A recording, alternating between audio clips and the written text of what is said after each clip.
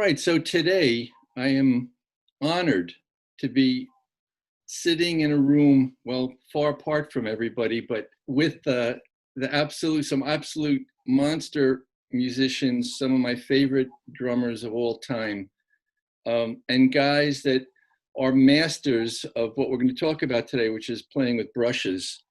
We did a short little thing, Steve and Adam and I, a couple weeks ago, and it got a really big response. So we figured we'd jump in a little further. We invited Jeff Hamilton. Hi, Jeff. Thanks for joining. Hi, fellas. Absolute favorite. Great to see you. Great to see you, Jeff. Thanks, Ed. Me too. Yes.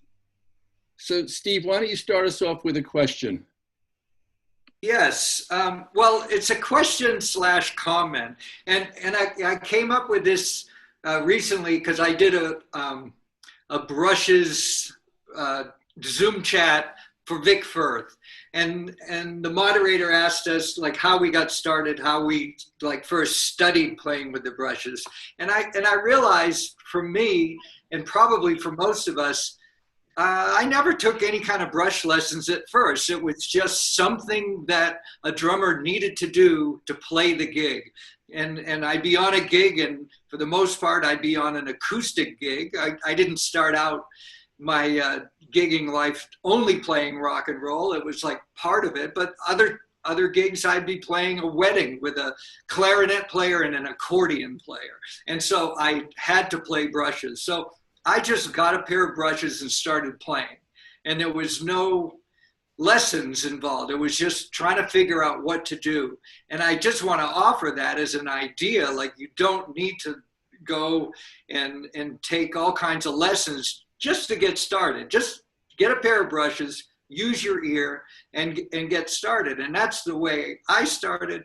And then from there, I started to take some lessons and watch people play and get into some details. And in fact, one of the people that I really took some lessons from was Jeff Hamilton when we were in Arizona at the Creative Drum Shop back in probably 1979 or 1980.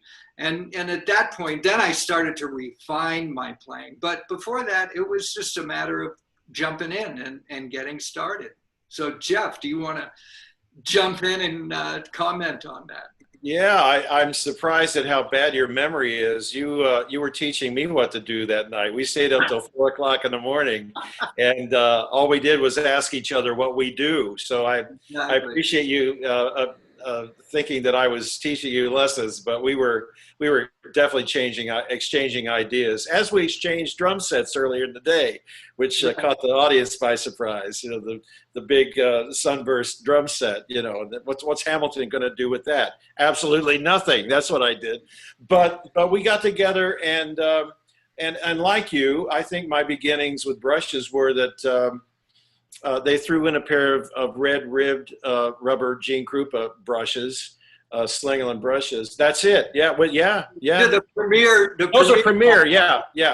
These had the loop on the end, and so my mother said, "Look, that's a gift." They threw those in, so don't. When it's a gift, so make sure you utilize that. Don't throw it into the bottom of your closet, you know. And so I felt guilty. It's like, okay, I got to do something with these brushes. And we had enough big band records in the house, and I would just play. I only had a snare drum at that time. That's all they would let me have until I won a contest with the rudimental drumming. Then at 12, I got a drum set. But at 8 years old, I'm just kind of messing around with the brushes and playing to Louis Armstrong and some Basie records and trying to figure out for myself what it is. And I asked my snare drum teacher, who played for dances, like teenage cotillion dances, and he said, "Oh, you just kind of move them around like this, and here's a Philly Joe Jones brush book. Let me show you how this goes." And it wasn't the right information. That's not how it went. So when I did take the lesson with Philly Joe Jones later in the mid-'70s, then I learned the proper way to execute that book. That's it. That's a book, Artistry of Brushes, Brush Artistry. But, you know, I agree with you. Just and same thing with drums in general. Pick up the sticks and just play the records and try to see what they're doing and emulate what the drummers are doing. And that'll get you out of the gate at least. And it's the love of doing it is what's going to come across the most. You know what's really interesting, Jeff? I never really thought about it, but here, you're saying you were 8 years old, all you had was a snare drum, and I think you can make a whole lot more music with a pair of brushes and a snare drum than a pair of sticks and a snare drum. Well, my neighborhood and my parents definitely thought so. You can keep time, you can Yeah. get a backbeat going and a ride cymbal pattern happening right on a snare drum with the Yeah. where it doesn't sound so cool with the sticks, really. Well, and then late at night, I would play an album cover. They had that fantastic paper on the on the LPs, and you flip it over, and it just had such a great sound and surface. But they couldn't hear me downstairs in their bedroom, so I could play brushes after they thought I went to bed. You know. 3.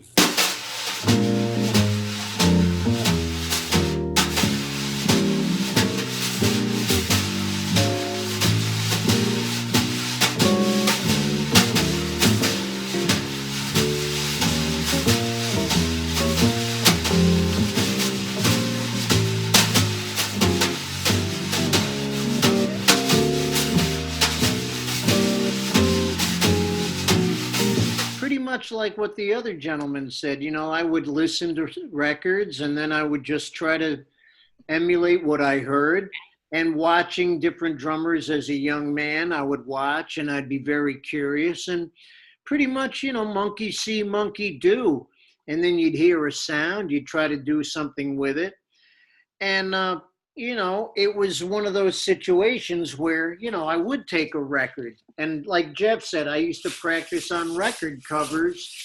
And it was a chance to practice and do things when everybody was sleeping or if you couldn't make any noise. And it gave me a chance to explore some possibilities.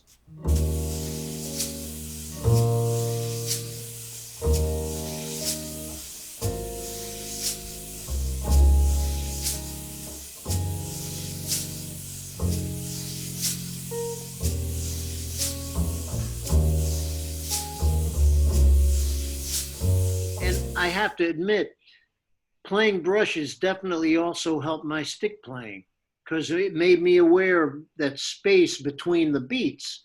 That's something you play with the brushes. And being aware of that helped my beat and helped my groove. So I'm very much a grateful person of the brushes because you see, I don't use a comb, but I am using brushes. I remember, hearing, Louis Bellson play brushes. It was the early 80s. And, I got to, he was at Drummers Collective a couple of times. We did an instructional video in a studio. So, I was really close watching him. And his motions to me, he like skated, Louis just was like, it always looked like he was on ice. And everything that he did was like, kind of how it's slippery to walk on ice. His brushes, it looked like they were barely hitting the head. And, it was a beautiful thing just to watch it. Never mind the sound that came out of him. Just his whole motion changed and his whole posture on the kit changed when he was playing brushes. I mean, Jeff, who would you say in terms of either influences or a couple of records? I'd love to hear you guys' opinion about some records that we could point people into to check out for brushes. Okay, before I go to that, I think the similarity between Mr. Belson and some of the other players of that period who played brushes were tap dancers. And if you watch a great tap dancer, they look like they're not putting any weight on the floor at all. And I think that influenced their brush playing a great deal. So I think that's one of the reasons it looked like they were skimming the water like a stone, just, or skating, as you said. As far as influences for me, I tried to play everything with brushes that I'd played with sticks. And growing up in rudimental drumming, of course, Mr. Belson and Buddy Rich and Roy Burns I saw at a very young age and a clinic, and he scared me to death with the way he played the snare drum. So I tried to transfer that over to the brushes. So those were early brush players. And then about 10 years old, I discovered the Oscar Peterson Trio with Ed Thigpen and Ray Brown. And I played to those records, and I would stare at the album cover, and Ray Brown had a little finger out like when he would go around the string, and I would stare at that picture of him playing the string and imagine that I was locking every quarter note in with him. and transcribed Ed Thigpen's comping on many of those arrangements. So, and I found that I was overplaying most of the time by transcribing Mr. Thigpen. So he was probably the gentlest brush player that I heard, and then Shelly Manne. And then Papa Joe. I went to Papa Joe later because most of the early Basie records, I couldn't hear if they were playing brushes. And then had the lesson with Philly Joe Jones, and that completely opened up my whole thing after studying with John Von Ohlen for 8 months after I left Indiana University to study with John. And his whole thing was a lateral approach, and that's where I picked that up. So I put all this rudimental type playing together with the lateral motion, and that's how I kind of came up with what I do. And Adam, you said something very interesting about the brush playing getting into the sticks. I also felt that way, especially after seeing Mel Lewis, because he had this swirly motion around the drum set. He always said, if you keep moving, you're going to hit something. And so, you know, instead of moving like this up and down on the drums and the cymbals, he was moving side to side. And I thought, that's what I'm doing on the brushes on the snare drum. And my brush playing got into my stick playing, and I think for the better, for phrasing purposes and the length of the beat, like you said, and more legato playing overall. This medium up blues is something that I wrote, and if you like it, I wrote it. If you don't like it, Steve Smith wrote it. And it's an example of playing melody and improvising in the middle two choruses. The first chorus I'll play time as if I'm playing with a band, and then I'll solo the next two choruses. And the final chorus will be the melody out again, or me playing the head like it's a melody and ending it.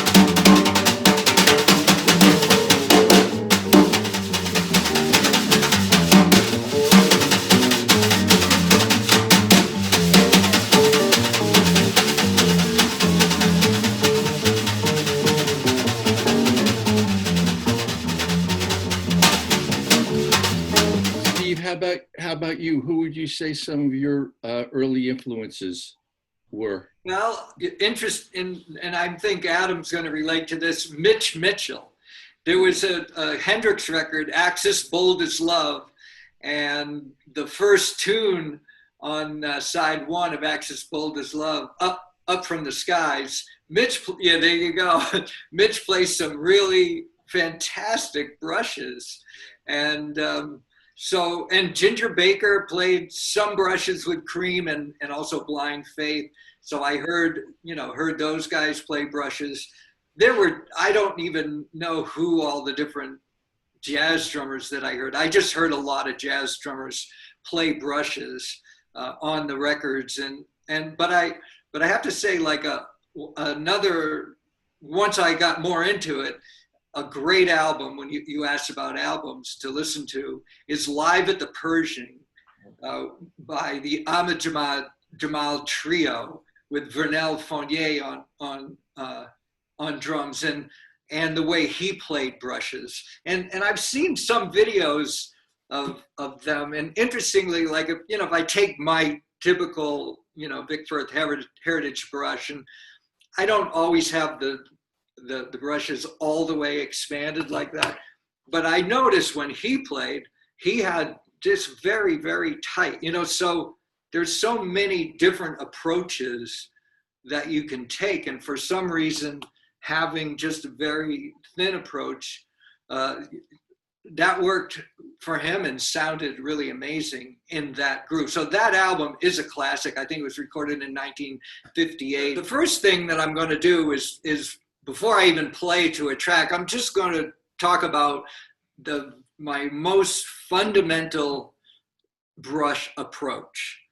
And I really got a lot of this from Ed Thigpen. I was fortunate that I get to spend a lot of time with Ed Thigpen, and he showed me and broke down like his basic brush pattern. And that really I've adopted as my most, like, say, go-to fundamental 4/4 steady pattern. So that's the first thing I'm going to do, is just describe that. And then I'm going to play a little bit to a blues, one chorus of blues at 90 beats a minute, and then just about one chorus of rhythm changes at 120. So this is just laying out some fundamental moves on the brushes. My fundamental brush pattern starts with the right brush on the right side of the head, left brush on the left side of the head, and that's beat one. For beat two, I leave the left brush on the head, slide over to where one was, and cross over with the right brush to the left side of the head, and that's two. And then right back to the beginning for three, and then cross over again and slide that left brush for four. So essentially it's just a 2-beat phrase, 1, 2, 1, 2, or 1, 2, 3, 4, 1, 2, 3, 4, 1. Nice to have the snares off to get a dark sound, especially I like to do this maybe at the beginning of a tune and then switch the snares on at a certain point that gives the tune an uplift. So if we try that pattern, essentially it's 1, 2, 3, 4. You feel in the pulse, mainly from the right brush, you feel the length of the note with the left brush, because that brush stays in contact with the head. 1, 2, 3, 4, 1. Now we can add the skip beat. A 1, 2, 3, 4, a 1, 2. A little bit of a D kind of shape. Or if I look at the whole thing, it's kind of a Z. That gives a nice smooth sound. 1, 2, 3, 4, 1, 2, 3, 4. Now I'm lifting up the right brush to cross over, but then keeping it in contact with the head when I slide back. So let's see what that looks like and sounds like if we add a little bit of time to that. 1, 2, 3, 4.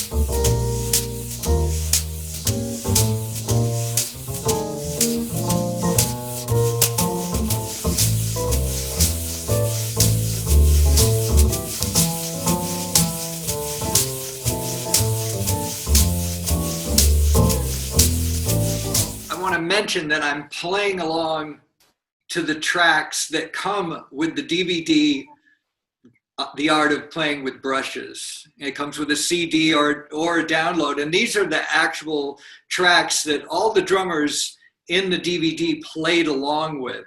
And they all played to the same tempo, so we could see how 7 different drummers approach, for instance, the same song at the same tempo. This is called Bright Medium Swing 196. And the approach I'm taking with this is a bit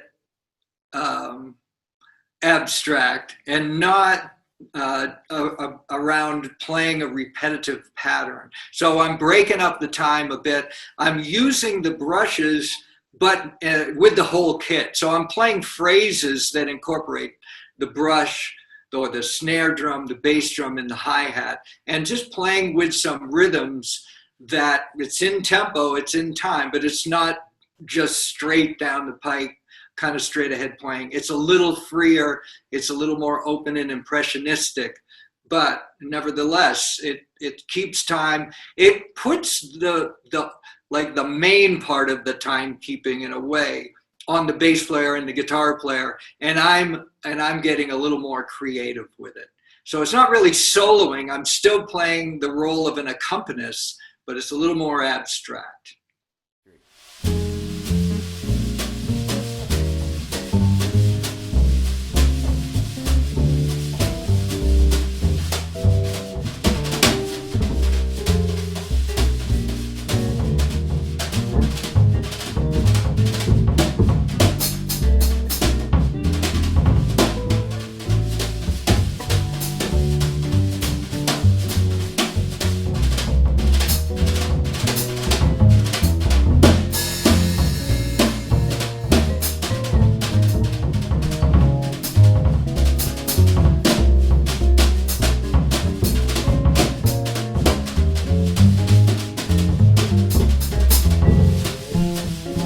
You also brought up calfskin heads, because that again has influenced brush technique, and some of the techniques that the drummers used before 1957, and then when that was before Remo came up or introduced the very popular Mylar drum head. I recently played a head. I was in Australia and I played some brushes on an old snare drum with a calf head. The drum was so messed up, it didn't even have a bottom head or snares, but it sounded incredible.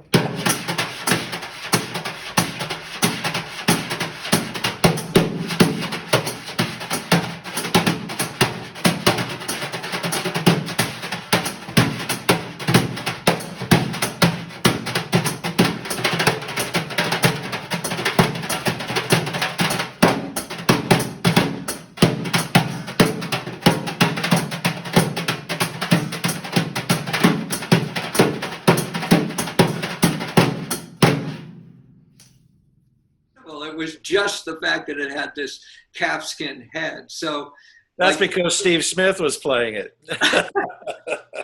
Well, no, the drum, it was amazing that it sounded so good. But, in some ways we have to compensate for the fact that we're not playing on that kind of head any longer. Yeah. And so it requires even more what you're talking about with the lateral motions, I think, to get a really beautiful tone out of that.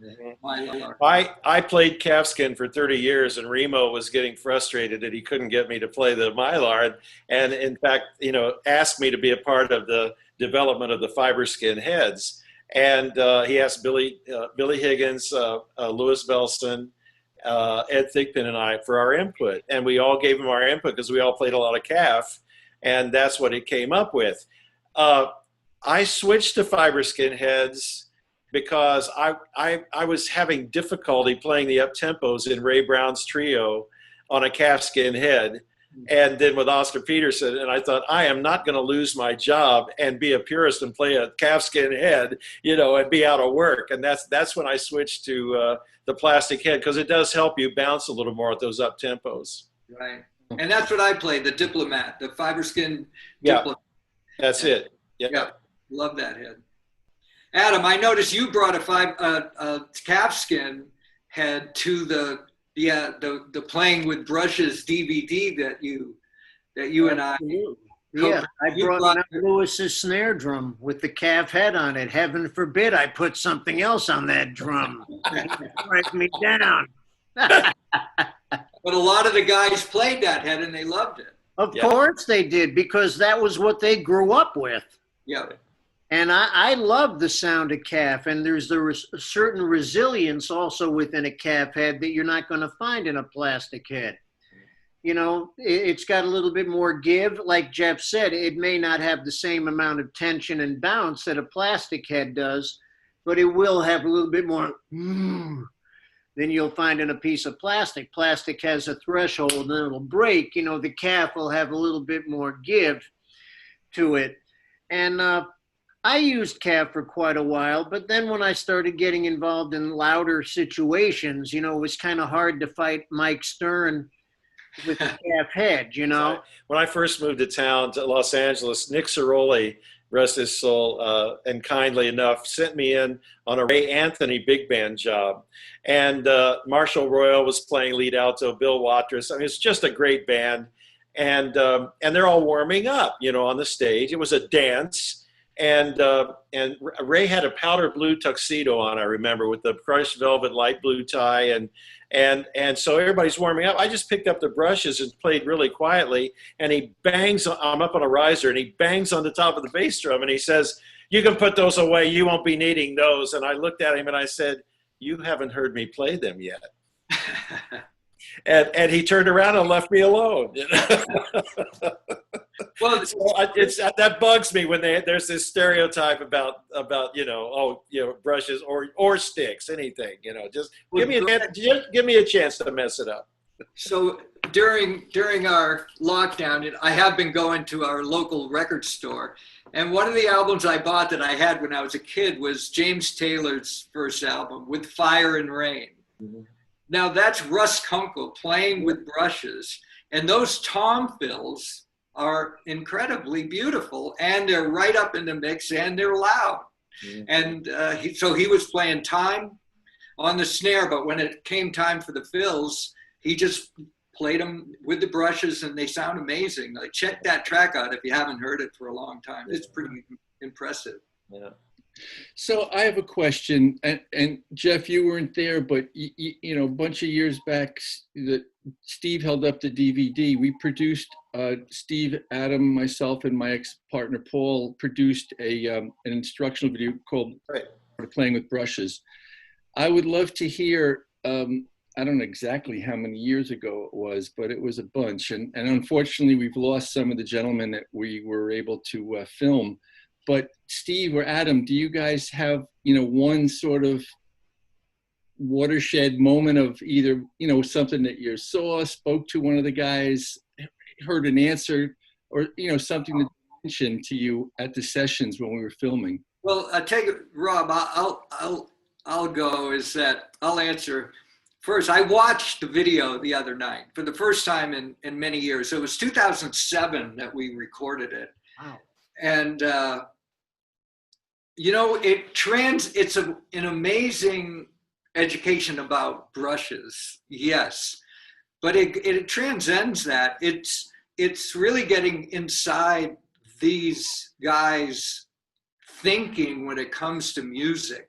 It's hearing their commentary on how they play music that's really makes this even more valuable than it is as a brush DVD, because just to hear Eddie Locke talk about music, or Billy Hart.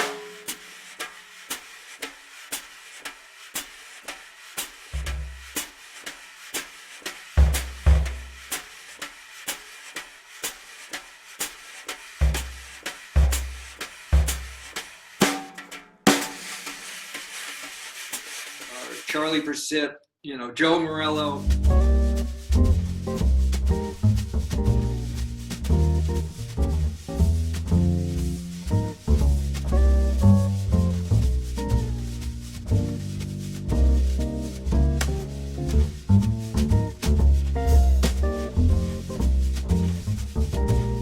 I just try to follow what's happening, what the music is, and Just this sort of back and forth sound keeps it kind of full rather than just doing this. Or so the combination, regular cymbal rhythm.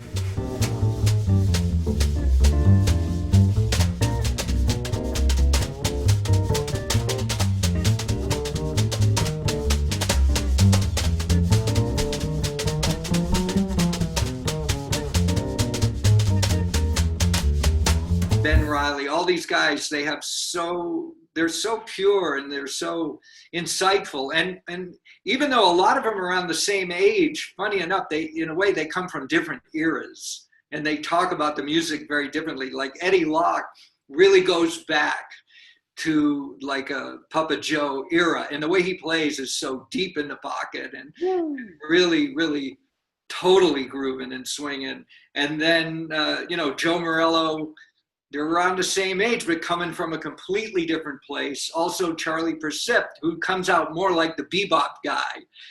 He's more coming from a bebop place, where then Billy Hart is like the modernist. He comes off as being much more of a modern kind of a player. So I was just knocked out by the whole presentation. And when Adam and I interviewed these guys, that's when they really got to talk. Yeah, you could really hear clearly, like one section to the next, how you changed up the feel. And then when you played the second feel that you got into is when the left hand I was hearing playing all 4 beats to the bar. Hoping you could break down and show us what you were doing initially in the slower tempo, and then go ahead and explain what you were doing in the faster tempo. I think I started here. Well, you started up with the sock cymbal, and then once you hit the, yeah, there we go.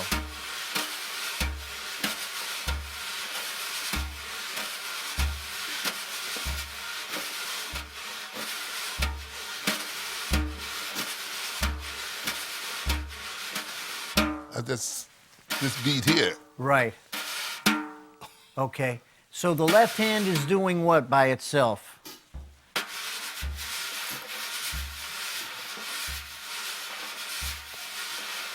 So you're moving. Sometimes I go this way. So you sometimes I go this way too. Okay, so sometimes it's clockwise, sometimes it's counterclockwise. Yeah. I got to go back and watch it. I didn't realize it's 13 years ago, but wow. I remember just a couple of days we were in the studio just being blown away by these guys. Ben Riley, humor. It was a really wonderful session. Adam, Steve, if I can interject, I did see the DVD, and the thing that struck me is what I would like to be considered as is those are all musicians who happen to play the drums. Amen. Amen. And there's so many drummers that are doing show and tell stuff with the brushes and with the drums now that are only drummers, and what they're doing doesn't apply to music, or you look at their careers and they're not playing with musicians. They're just playing drums. So, that's the common thread of all those gentlemen that you just spoke of.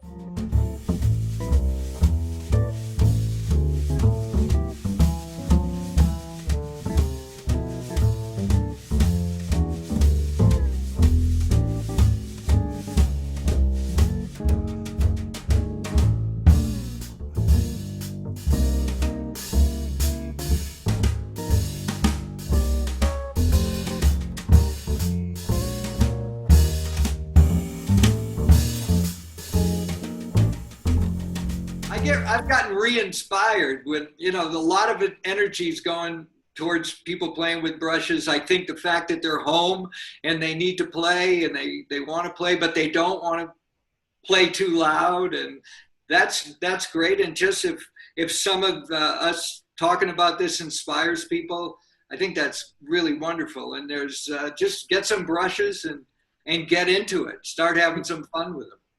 I think a lot of times brush players feel intimidated when they just start playing because they can't do everything that they can do with the sticks. And so they try to do way too much. And if you just approach it as I suggest players sitting down and just getting a serene sound like the ocean with no time in it, just be able to get a smooth sound, and then gradually put bumps in that, speed bumps in the road, and those will be your accents that will eventually work into time.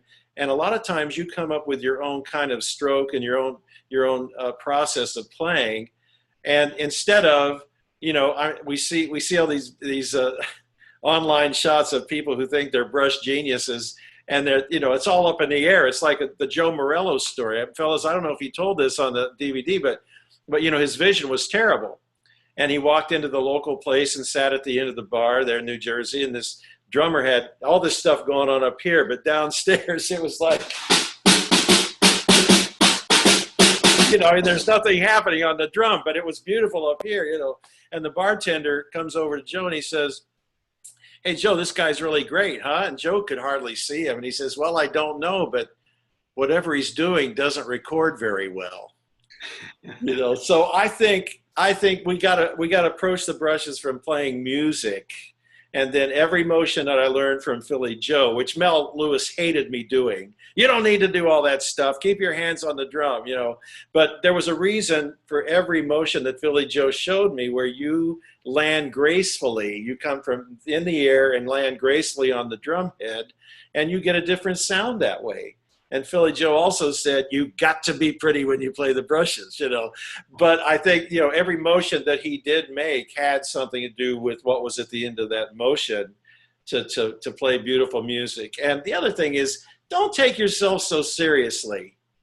Be serious about what we're doing and playing. And the brushes or anything, but be serious about being a good musician, but don't take yourself so seriously. We got into this thing because it was fun.